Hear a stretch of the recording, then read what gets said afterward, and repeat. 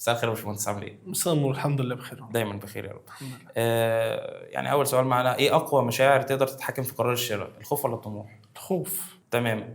ليه حملات الكونفرجن ويب سايت بتفشل مع ناس وبتكسر الدنيا معاهم؟ هي ليها كذا حاجة طبعا، منها الكونتنت نفسه، هل هو مكتوب الهوك قوي ولا لا، رحلة العميل اللي هي الفانل معمولة بشكل كويس من أول الكونتنت لحد الفيجوال، سواء فيديو أو صورة أو أيا كان. ليها كذا ترتيبات، غير كمان إن الحساب الإعلاني اللهم لك الحمد، الحساب الإعلاني من أقوى الحسابات في مصر، سواء في المصاريف أو في النتائج. لينا دعم مباشر من الميتا برو، في كذا ميزة تأهلنا إن إحنا الحمد لله نحقق نتيجة أفضل من ناس تانية.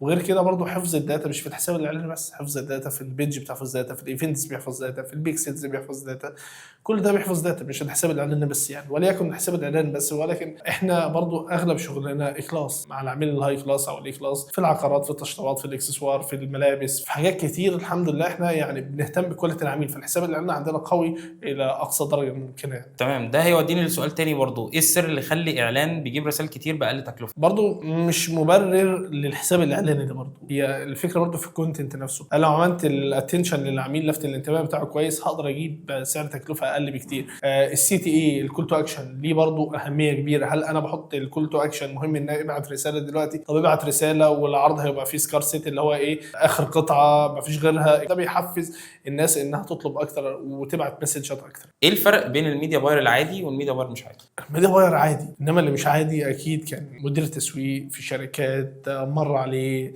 الكونتنت، مر عليه الفيجوال، عنده رؤيه في الهوكس نفسه، عنده رؤيه في كل حاجه، بما فيها الفانل، بما فيها السكيلينج، بيعرف يوجد حلول يعني لاي مشكله مهما كانت. ده اللي مش عادي، انما العادي بيخش على البوست وبوست وبيعمل ترويج عادي وترويج المنشور.